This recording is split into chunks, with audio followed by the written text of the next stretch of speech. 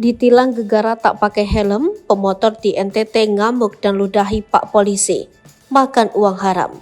Berani banget lewat jalan raya tak memakai helm, seorang pemuda yang mengendarai sepeda motor ini pun bernasib apes ditilang polisi.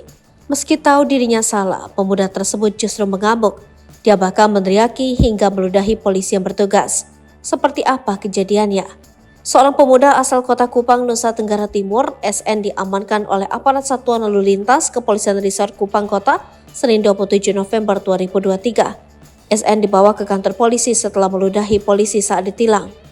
Kepala Seksi Hubungan Masyarakat Kepolisian Resort Kupang Kota Inspektur Polisi 2 Franky Lapui Sali mengungkapkan, peristiwa itu bermula saat SN berkendara dengan sepeda motor.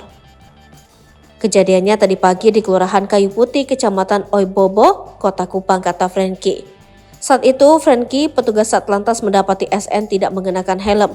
Kemudian motornya tidak menggunakan plat nomor. Namun SN sempat menanyakan terkait surat perintah.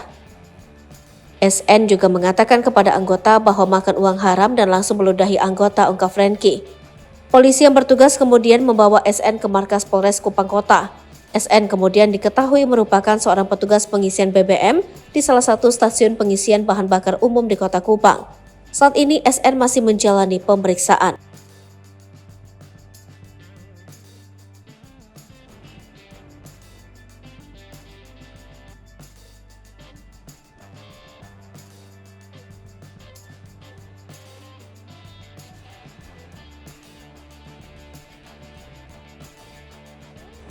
Download Tribun X sekarang, menghadirkan lokal menjadi Indonesia.